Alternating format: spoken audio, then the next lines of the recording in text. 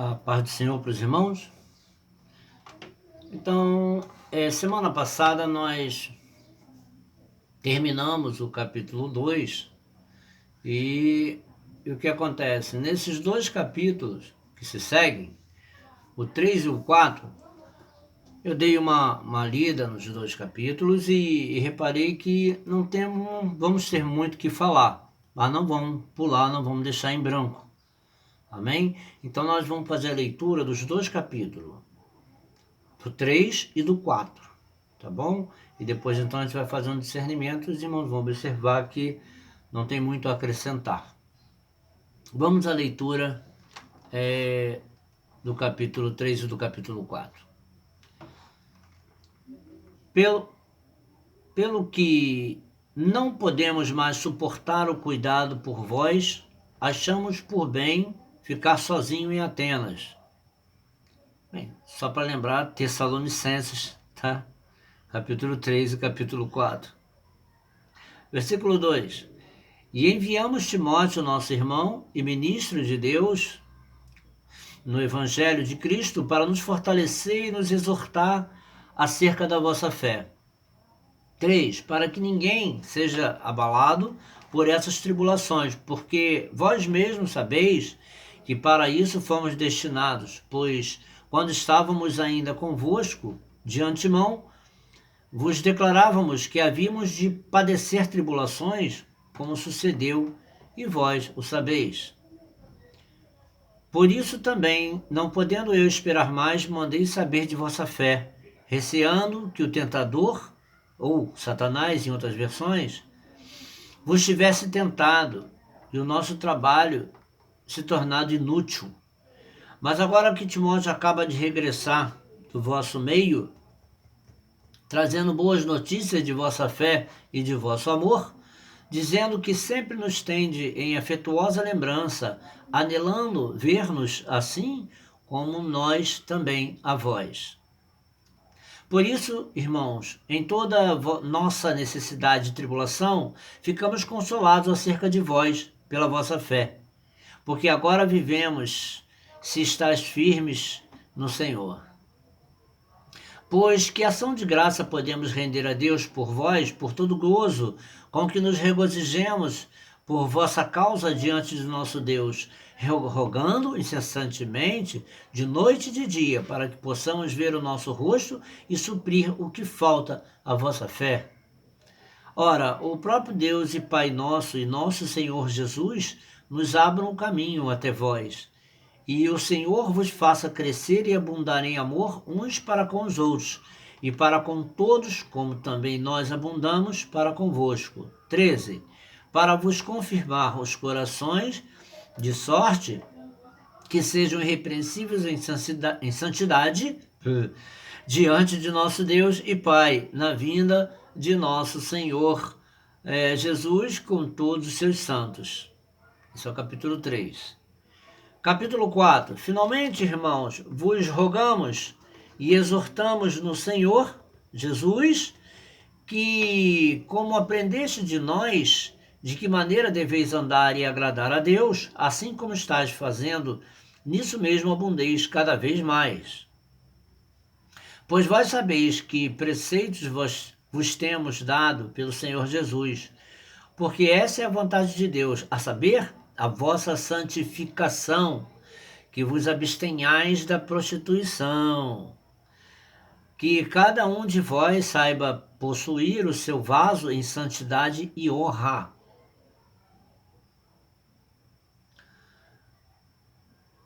Porque Deus... 5. Não na paixão da concupiscência, como os gentios que não conhecem a Deus. Ninguém iluda ou defraude nisso seu irmão, porque o Senhor é vingador de todas estas coisas, como também antes vô-lo dissemos e testificamos. Porque Deus não nos chamou para imundícia, mas para santificação. Segura isso aí, que no final nós vamos falar um pouquinho sobre santificação. Versículo 8. Portanto, quem rejeita isso, não rejeita ao homem, mas sim a Deus, que vos dá o seu Espírito Santo. Quando, porém, o amor fraternal não necessitais de que vos escreva, visto que vós mesmos sois instruídos por Deus a vos amardes uns aos outros, porque certamente já o fazeis para com todos os irmãos que estão por toda a Macedônia. Exortamo-nos, porém, irmãos, a que ainda nisto abundeis cada vez mais. 11. E procureis viver quietos, tratar dos vossos próprios negócios, trabalhar com vossas próprias mãos, como já vos mandamos, a fim de que andeis dignamente para com os que estão de fora, e não tenhais necessidade de coisa alguma. Não queremos, porém, irmãos, que sejais ignorantes acerca dos que já dormem, para que não vos entristeçais como os outros que não têm esperança. Porque se cremos que Jesus morreu e ressurgiu, assim também aos que dormem, Deus, mediante Jesus, os tornará a trazer juntamente com ele. Dizemo-vos, pois, isto pela palavra do Senhor, que nós, os que ficarmos vivos para a vinda do Senhor, de modo algum precederemos os que já dormem. Porque o Senhor mesmo descerá do céu com grande brado, a voz do arcanjo ao som de trombeta de Deus, e os que morreram em Cristo ressuscitarão primeiro. Depois nós, os que ficarmos vivos, seremos arrebatados juntamente com eles nas nuvens, ao encontro do Senhor nos ares, e assim estaremos para sempre com o Senhor. Portanto, consolai-vos uns aos outros com estas palavras. O que o Paulo queria é que eles entre si se conscientizassem do evangelho que ele passou, inclusive com respeito aos que morreram e aos que vão subir com Cristo na segunda vinda de Cristo, né? Porque eu digo segunda vinda, aqui não diz segunda vinda, mas eu falo porque a primeira vinda dele já veio há 2000 anos atrás. Amém, irmãos? Para se aprofundarem um pouquinho mais nesse assunto, o pastor está aí para vocês aprenderem um pouquinho mais. Perguntem a ele. Amém? Enfim, nesse capítulo 3, o que acontece é que o apóstolo Paulo fica retido em Atenas, devido às perseguições que se sucediam aos crentes na época. Então, Paulo fica preocupado como andavam os crentes lá, os crentes tessalônicos, né? Lá na igreja. Então, ele envia Timóteo para saber como eles estavam em relação ao evangelho e à fé. Timóteo retorna com notícias que deixam Paulo muito feliz. E estavam firmes na fé e com saudade do apóstolo Paulo e dos outros apóstolos. Enfim, o capítulo fecha da seguinte forma. Paulo envia Timóteo à igreja de Tessalônica. As boas notícias alegram o coração de Paulo e a oração de Paulo. Quando vocês lerem, eles observam que ele faz uma oração pedindo fortalecimento da fé e que permaneçam irrepreensíveis em santidade. E no capítulo 4, como eu falei, não tinha muito o que acrescentar. E no capítulo 4, Paulo traz exortações para a igreja, né? Principalmente com prática sexual ilícita, ou, no popular, prostituições, ou qualquer prática que ofendia ou que ofenda a santidade de Deus, né? Exortações a que trabalhem justo e honestamente, né? Para Paulo fazer essas exortações, meus irmãos, é porque haviam esse tipo de coisa ocorrendo naquela época ou entre os crentes daquela época, né? Então ele traz essa exortação para que a igreja se ajustasse, bem? E ele encerra ensinando acerca do descanso e a ressurreição dos mortos e sobre o arrebatamento dos santos. Amém? Então tá aí o discernimento e um pouquinho que eu pude falar do capítulo 3 do capítulo 4. E como eu falei há uns poucos minutos atrás, que eu deixaria alguma coisa, né, sobre a santificação. O que é a santificação e como nós temos que nos santificar, porque sem a santificação ninguém verá a Deus. Amém? Então vamos falar um pouquinho sobre isso.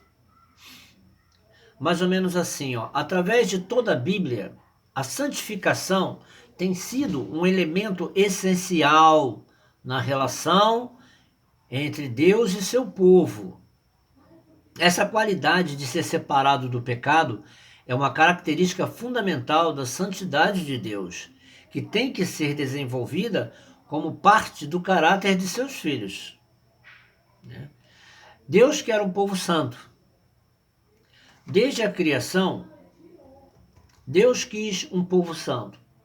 Ele desejou uma comunhão especial com os homens que fossem capazes de andar com ele e falar com ele numa união especial. Mas a própria natureza de Deus estabelece limites para tal associação. Seu caráter santo não pode permitir ser contaminado pelo pecado e pela corrupção.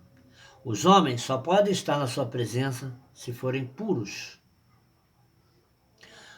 E eu deixo também uma aplicação para a nossa vida e para a nossa sociedade.